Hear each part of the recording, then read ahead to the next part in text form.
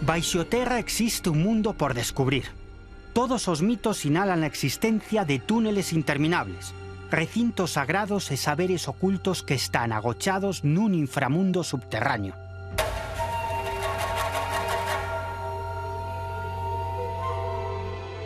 Algúns son recentes e pódense describir, porque o primeiro templo do home do pasado, onde dá renda solta a súa relixiosidade, é precisamente a cova. Outros se manteñen vivos a través de lendas e son máis difíciles de explicar.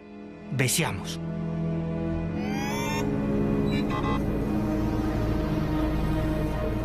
Os nosos primeiros pasos lévannos a unha aldea situada a 14 kilómetros da cidade de Lugo.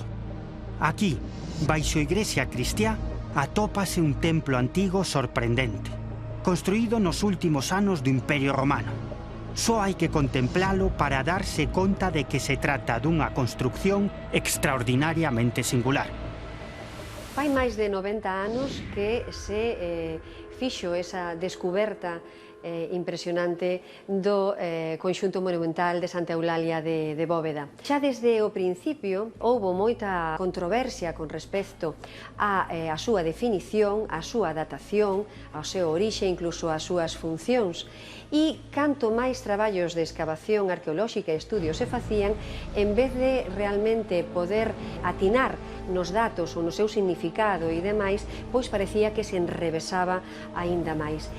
Atopándose feita a descoberta no ano 26, poucos anos despois xa foi declarado Monumento Histórico Artístico Nacional nos anos 30. Despois do achado, xa se fixo as primeiras intervencións arqueolóxicas donde se aprecia unha das primeiras singularidades, que é ese espacio abovedado, recheo de unhas pinturas ao fresco con uns motivos iconográficos moi naturalistas e igualmente interesantes. Pero que é en realidade este santuario? Cal era a súa función? A verdade é que os expertos non se poñen de acordo. Algúns din que trátase dun santuario paleocristiá, feito polos primeiros cristiás que chegaron a Galicia no século III, no século IV, no século V. Outros din que pode ser a tumba de Prisciliano. Prisciliano era un bispo galego, un bispo moi herexe, que foi decapitado por orde do emperador en Alemania e cuxos restos parece que chegaron a Galicia. Por iso hai quen pensa que Prisciliano está aquí enterrado, que esta sería a tumba, o sepulcro de Prisciliano. Pero logo hai un bo feixe de especialistas que pensan que en realidade este é un santuario dedicado á deusa Cibeles. Cibeles era a deusa romana da fertilidade, da natureza, e que, ademais, era encargada de afastar os malos espíritus. O que está claro e desarrollado de xeito cronológico é que tivo un uso en orixe e logo probablemente a súa gran pervivencia temporal ao longo do tempo, sigue estando aí, pois cambiou probablemente o seu uso e modificouse ao longo do tempo tamén a súa estructura. Se pensou desde un principio nun santuario, pero logo tamén nun monumento funerario. Despois, cando Chamoso Lamas atopou no pavimento marmóreo, ao levantalo, unha especie de estanque ou piscina pequeniña, e foi cando se empezou a falar de que podería ser un ninfeo ou un santuario tamén adicado ou relacionado con unha fonte medicinal. Esta interpretación como santuario pasou a considerarse a partir dos anos 50 como un ninfeo, era a teoría máis aceptada, máis divulgada, digamos. Pero, sin embargo, Jaime Delgado tamén con posterioridade falou que o feito de que estivera no pavimento, que houbera un estanque ou unha piscina, que tampouco iba en contra da súa consideración como un sepulcro de época tardorromana, porque a auga era tamén importante, estaba asociada ao culto aos mortos daquela época. Nas festas para honrar a deusa Cibeles, unha das cerimonias máis importantes que se facía era protagonizada polo sacerdote maior, o sumo sacerdote. Esta cerimonia consistía en que se introducía nesta piscina central, aquí no interior de Santa Eulalia de Bóveda, e no piso superior sacrificábase unha vaca ou un touro e a sangue caía por un conducto e bañaba o sumo sacerdote ao que se lle manchaba de sangue todas as súas vestimentas. En realidade, este era un rito de morte e resurrección, o mesmo que a deusa Cibeles, que tamén morreu e resucitou. Outro elemento importante aquí no interior do santuario de Santa Eulalia de Bóveda é isto que teño as miñas costas, que é unha pedra, unha pequena pedra, en riba dun altar tamén de pequeno tamaño. Isto simboliza nada máis e nada menos que a deusa Cibeles. E de feito, na época do emperador Augusto, que era un gran devoto da deusa Cibeles, acuñouse unha moeda de bronce no que precisamente se representa a Cibeles deste modo, cunha pedra en riba dunha pequena columna. Outro elemento, tamén moi importante, aquí no interior de Santa Eulalia de Bóveda. Estas pinturas, magníficas pinturas, de paxaros e tamén de motivos vegetais. Respecto aos paxaros, aquí en Santa Eulalia de Bóveda levábase a cabo unha práctica ben curiosa. Segundo algúns expertos, ao redor do que é a estructura do santuario había unha serie de corredores nos que os sacerdotes agochaban uns paxaros. Estes corredores tiñan unhas fiestras, así que os sacerdotes abrían esas fiestras, entraba a luz e os paxaros cantaban. E cando pechaban esas fiestras, os paxaros calaban, é dicir, que os paxaros cantaban e calaban a vontade dos sacerdotes. Iso que facía é que a xente que chegaba ao templo de Cibeles, neste caso a Santa Eulalia de Bóveda, a consultar o seu futuro, pois esta xente tiña a sensación de que as pinturas dos paxaros, aquí no interior de Santa Eulalia de Bóveda, cantaban a vontade dos sacerdotes. En realidade tratábase dun truco, pero dende logo dun truco moi enxeñoso. Unha vez máis volvemos a comprobar que en lugares como este a relixión superponse ao longo dos milenios. Sempre sagrado sobre sagrado, seguramente porque este lugar posúe unhas características moi especiais para que así sexa. É casi unha constante que uns povos, unhas culturas construen os seus lugares sagrados un encima de outro.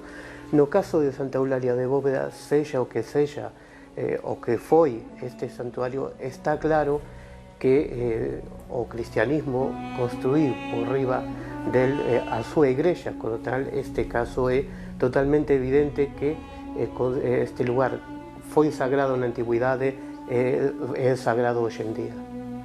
Na fachada exterior de Santa Eulalia de Bóveda atopámonos cunha serie de relevos máis que interesantes. Nun deses relevos observamos a unha serie de homes danzando. Son os galos en plena danza ritual. Pero quen son os galos? Pois os galos, segundo os expertos que estudiaron Santa Eulalia de Bóveda e outros santuarios dedicados a Cibeles, os galos serían os sacerdotes de Cibeles en plena danza ritual. Estes sacerdotes de Cibeles eran todos eunucos, é dicir, que se cortaran os seus órganos sexuais. Esta cerimonia ou este rito ou esta acción na que se cortaban os seus órganos sexuais tiña lugar nas festas para honrar a deusa Cibeles. Os sacerdotes novicios entraban en éxtase en medio de danzas frenéticas, en medio dunha serie de sons, de música, cortábanse os seus órganos sexuais e entregaban eses órganos e a súa sangue a deusa Cibeles. Acto seguido recibían unha serie de roupaxes de muller, roupaxes femeninos que se vestían con eses roupaxes e desde ese intre xa eran sacerdotes da deusa Cibeles. É tremendamente curioso porque aínda hoxe en día en determinadas zonas de Galicia perviven estes bailes. Os homes vístense con roupaxes de muller e sosteñen entre as súas mans ese arco decorado con flores que podemos observar no exterior da fachada de Santa Eulalia, neses relevos. Bueno, estes son uns dos relevos máis interesantes, pero hai moitísimos máis. Por exemplo, o león. Hai un relevo de un león, que na maioría dos santuarios dedicados a deusa Cibeles había un león, por eso é moi posible que precisamente neste santuario de Santa Eulalia houvese tamén un león. Outro relevo tremendamente rechamante, o da avestruz. A avestruz era un ave vinculada tradicionalmente a deusa Cibeles. De feito, nalgúns cánticos, a deusa Cibeles chámaselle Cibeles avestruz. Máis relevos interesantes. Os mutilados. Aínda que este relevo está moi desgastado polo paso do tempo, son dous homes mutilados, dunha perna, dun brazo. Os mutilados eran os maiores devotos da deusa Cibeles. E tamén atopamos un relevo que eu creo que xa é definitivo, que segundo moitos expertos trátase nada máis e nada menos que da deusa Cibeles preñada facendo unha danza ritual. E recordemos que a deusa Cibeles é a deusa da fertilidade. É evidente que o templo romano de Santa Eulalia de Bóveda alberga un gran número de interrogantes. Pero cal é a razón de que se construíse precisamente aquí? Existe algún motivo para situar este tipo de templos nun determinado lugar? Todo parece indicar que sí. Por que os nosos devanceiros erixían os seus santuarios nuns lugares e non noutros? Segundo algúns investigadores que estudaron este asunto, isto ten que ver ou tiña que ver cas enerxías telúricas. As enerxías telúricas serían unha serie de radiacións que emanarían da Terra. Nalgúns lugares estas enerxías telúricas son negativas, son perniciosas para a saúde, pero noutros sitios estas enerxías telúricas que supostamente emanarían da Terra levarían a xente ou influirían na xente para provocar nas persoas estados de benestar, de introspección, de meditación. De feito, todas as culturas tradicionais da Terra creen na existencia das enerxías telúricas que chaman de diferentes formas: veas do dragón, saídas do ben e do mal, portas de demos, portas de anxos.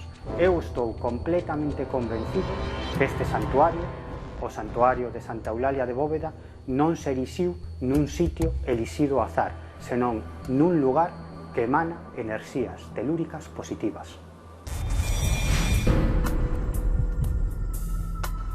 Unha lenda asegura que unha moza chamada Mariña, que vivía nunha antiga cidade asolagada polas augas da lagoa de Antela, abrazou o cristianismo en tempos da Roma pagá. Por rexeitar o amor dun dos gobernantes, foi torturada ata que finalmente morreu decapitada. A súa cabeza deu 3 golpes no chan, e de cada un xurdiron 3 mananciais que hoxe se consideran milagrosos.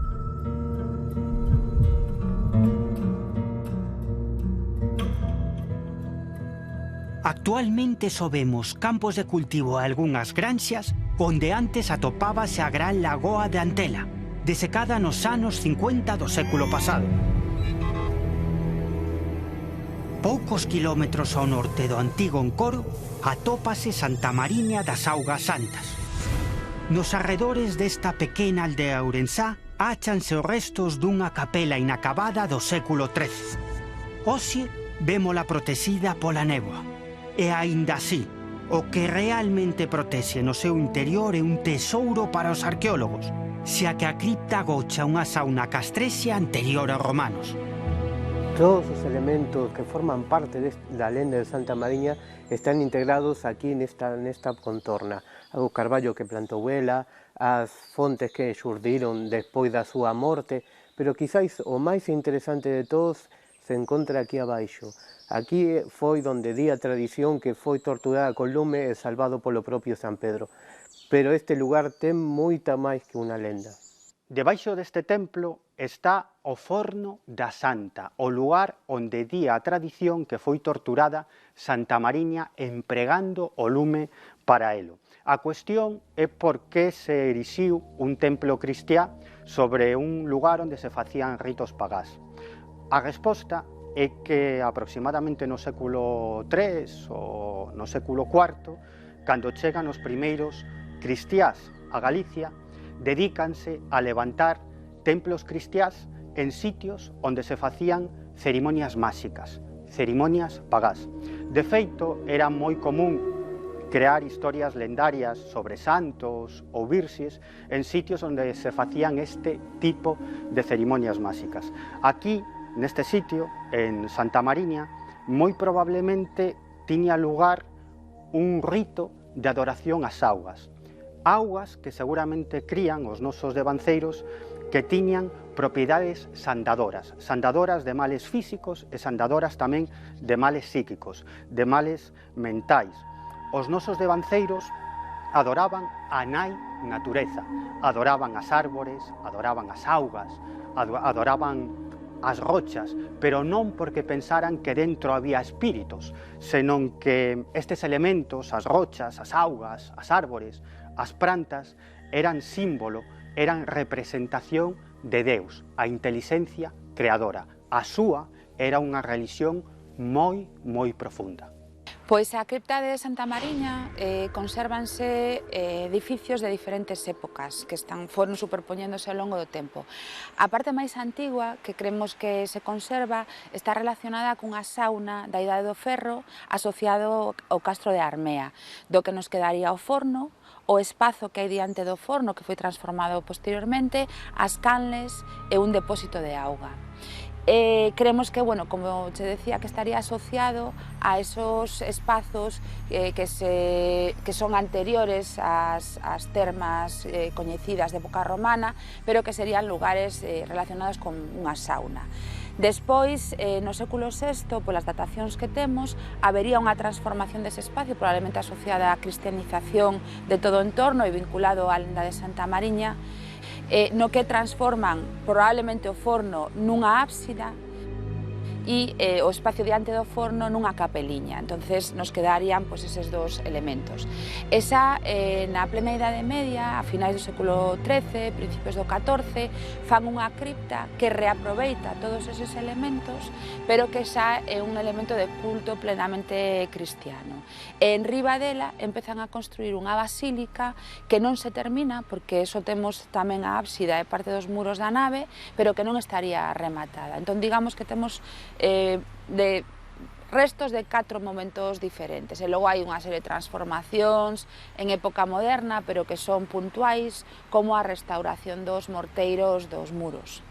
Sempre se construe sagrado sobre sagrado. Estou completamente convencido que santuarios como o de Santa Mariña de Augas Santas non se erixían en lugares elixidos ao azar, senón en sitios onde as enerxías telúricas son propicias e xeran na xente estados de benestar, de introspección, de meditación.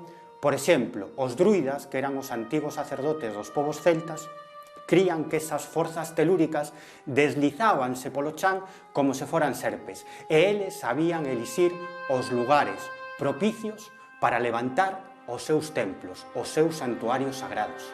É moi frecuente que templos antigos se vayan reutilizando para cultos máis modernos a través de diferentes épocas. É o que acontece aquí, que hai construcións dende a Idade de Ferro, pero logo foron reutilizadas na Idade Media. É curioso que segundos cultos, segundas creencias, se vayan reutilizando. Por exemplo, aquí estaba inicialmente orientado a saída do sol o 2 de febrero, que é o día de San Blas, un santo que se venera en Santa Mariña de Augas Santas na igrexa, e que posteriormente foi corrixida esa alineación para que a posta do sol coincidira co día de Santa Mariña de Augas Santas. Ben, os fornos de Santa Mariña de Augas Santas o temos que ver no seu aspecto inicial, sin as bóvedas que cubren a precámara e a nave onde está agora o altar. Eso é do século VIII, é unha cousa moi posterior. Entón, se eliminamos eso, o que nos queda é o forno, ca pedra formosa, pequeno arco, unha pequena oquedad, e iso, evidentemente, tiña que ter unha utilidade. Donde hai un forno, se coce algo, evidentemente, non? Que se cocía aí? Bueno, pois posiblemente se cocía cerámica, posiblemente, é probable tamén que houbera algunha fundición, cerca se atoparon restos dunha fundición, que a romanización se quentaba a auga, e iso funcionou como terma, incluso había unha pequena pisciniña, sigue habendo, só que agora está sin auga. Pero iso non exclúe outros usos, e ocasionalmente, posiblemente se pudo utilizar o forno para usos rituais iniciáticos. O iniciando se o colocaba dentro do forno, xusto debaixo da chimenea, iniciando a persoa, o xove, que pasaba a vida adulta e que era o protagonista dese rito iniciático, non? Pasaba a ser un máis da comunidade, dos que debían velar por a seguridade da comunidade, eso era algo a celebrar de forma solemne, non? Na parte superior se sacrificaba un animal, o iniciando ia vestido con vestimentas blancas, recollíase o sangue do animal, botábase por esa chimenea con forma de funil, caía sobre o iniciando, a roupa tiñiríase ca sangue, e el sairía agatuñando, e non había outra forma de sair máis que agatuñando. Entón a imaxe é moi plástica, é un nacemento, é un nacemento.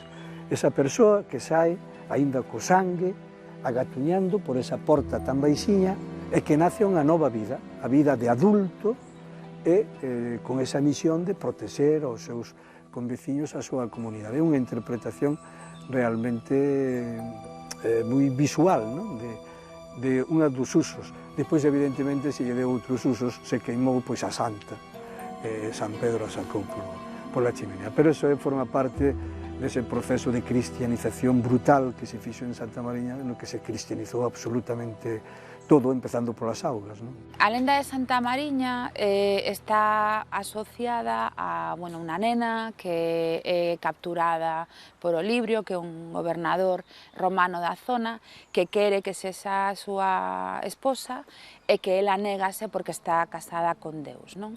Entón, a partir de aí surxe todo un proceso, segundo a lenda, de martirio, no que intentan primeiro queimala, a sacaría San Pedro a través do burato que hai no forno, a levaría a remollar nunhas pioucas que están nos pés do castro de Armea, e despois finalmente habería un martirio, lle corta a cabeza, a súa cabeza dá 3 botes, e ali é onde surden as 3 fontes sagradas que hai en Santa Mariña de Augas Santas. O nome de Santa Mariña de Augas Santas, Santa Mariña é un nombre que está asociado coa auga, e Augas Santas tamén, non? Entón, digamos que tanto a xente do lugar hoxe en día sigue vinculando eses episodios da lenda a todo o espazo do edificio e do entorno, como durante os períodos históricos os diferentes bispos que falan sobre este lugar tamén o relacionan con eses momentos martiriais. Digamos que unha vez que a muller, a nena, morre, reocupan ese espazo como lugar sagrado e construen unha capela que estaría un pouco vencellada a Santa Mariña, non? Fan esa capeliña adiante, polas datacións que temos, como dicía, sería do século VI, vinculada a ese momento do priscilianismo, etc. E despois, nun momento no que na plena Idade Media hai unha revitalización do culto a Santa Mariña, se volve a ese lugar e se construe ese terceiro edificio que sería xa un lugar cristiano canónicamente definido. É moi interesante porque, como na segunda fase reutilizan ese forno, non ten unha orientación canónica, esa pequena capela primitiva está orientada a ábside ao oeste e a entrada oeste, porque están reaproveitando os elementos da sauna da Idade do Ferro, mentras que no segundo momento hai un cambio e si xa ten unha orientación canónica. O altar estaría ao oeste, mentras que os pés serían a zona do forno. Entón, digamos que toda esa lenda, temos elementos arquitectónicos que sí que son moi claros, están vinculados a esas distintas fases constructivas, pero ademais a xente do lugar, a tradición oral, a conta así e integra o edificio de Santa Mariña nesa lenda, co cal, dende o punto de vista antropolóxico, é tamén moi interesante o lugar.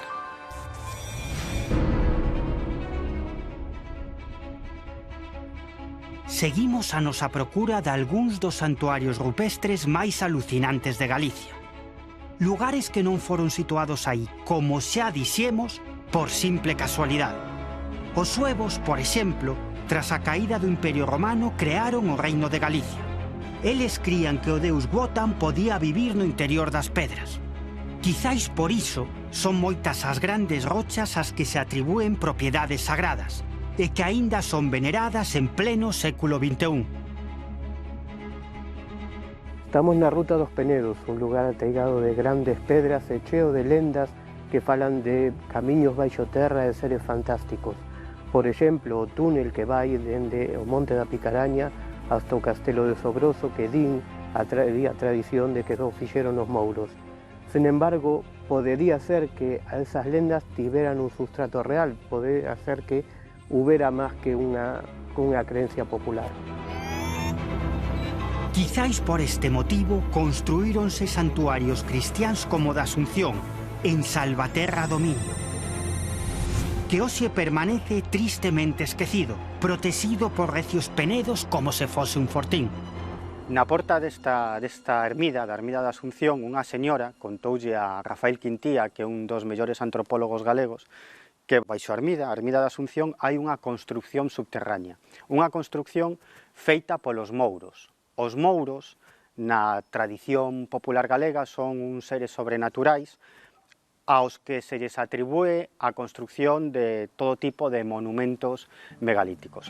Esta señora contoulle que cando era nena, con outros amiguiños, entraron nun túnel, percorreron aproximadamente uns 40 metros e chegaron a unha sala precisamente baixo esta ermida, a Ermida da Asunción. Esta mesma señora tamén contoulle a Rafael Quintía que hai tan só uns anos ese buraco, ese corredor colapsou e formou un buraco diante da entrada da Ermida da Asunción, así que puxéronlle por riba unha losa de granito que aínda pode verse na entrada da Ermida da Asunción.